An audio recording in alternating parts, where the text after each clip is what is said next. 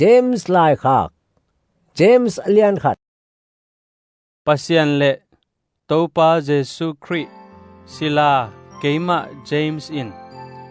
leitung mun khem pewa ki the thangin a om minam som le ni te tunga ho pi na lai ka honggel hi sangam teo chuhak sa atuam tuam na thuaku chiangin lungdam na dingin na ngai sun zo un tua bangin na up na u hong ki se et na thuak zo chiangin nakip na u hong kilang sak ahi na thu na theu hi akisam bangma omlowin aching ta na swa thei na dingun na thuak na u hangin aton tungin nakip pai suak na ding un na ngai sunun pilna kisam na omule pasian kianga ngenun mi khem pe tunga pasian dikin jing ma ahi manin hong pe ding hi ahi zongin nangetu chiangin hong pe tak pi ding hi chi in muan na to nangenun amuang la mi te pen hui nun na lam pewa akinil koi koi tui hual te to kibang lelhi tua bang mi te lung sim kip anei lo akinei khem hilelu a topa kiang panin bang ma anga hello ding lam taku athei dingu ahi hi miniam te in lian na anga chiang in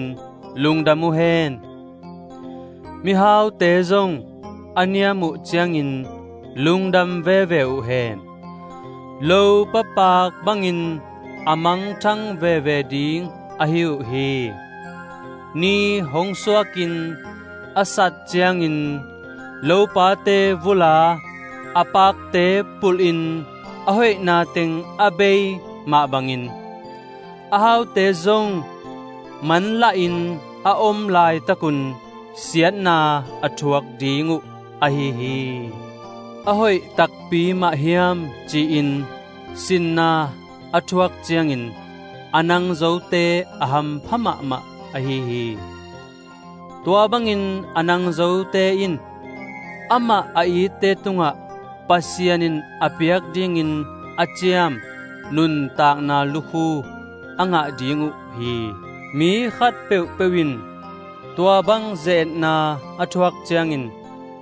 pasianin ke hongze thi chi in ngai sun ke hen sian na in pasian zet ngei lowa mi te asian na dingin pasianin zong zet ngei lo hi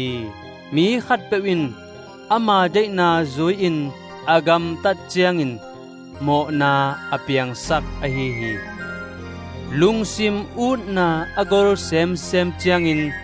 mo na hong pianga mo na hong ching tak chiangin si na hong piang hi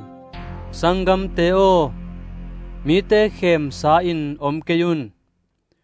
ahoi thu le na khem pe pasian kiang panin hong pai hi a van tung khowak apiang sak pa ahi manin ama ki khel ngei lowa ama aki hei manin khwa zong mial tuan lo hi ama pian sak te khem peulaka eite ama sapen iswa thei na dingin thuman thu tak zangin ama u thu to eite ahong piang sak tom ahi hi sangam teo no te in na thei dingu ka dei thu in thu ki gen khem peu hoi takin ngai pa un ahi zongin pau pa kayun la he pak kayun mi hing te he na in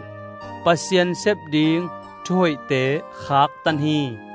tua ahi manin ngei na hoi lo te le gam tat sia te khem pe nusia un la pasian thu mangin no te lung sim sunga ahong koi thu zui un tua thu in no te hongon khethe hi no mau ki khem tomin thu zak bek to mai sak keun la nazak bangun zui in sem zo un mi khatin thu azak bek to mai sakin azak na bangin azui keile lim langa amai tang aki en mi pa to kibang beki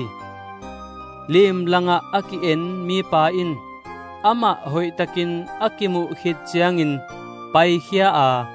bang chipian kai hiam chi amang ngil pa hi ahi zongin mi te aswak ta sak thei chukham chingtak hoi takin a et khit chiangin athu ngain amang ngil pa hilowin hoi takin ngai sun ton tungin azui te pen asep na khem pe wa pasianin thupa apeding hi mi khat pewin Christian kahi hi chinapi in kampaw akidop zo keile ama ma akikhem tom hilela ama biak na nei amok na ahi hi pa pasianin asyang tho biak na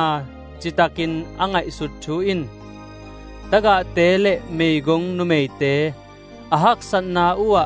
hoi takin kemin leitung siat na te to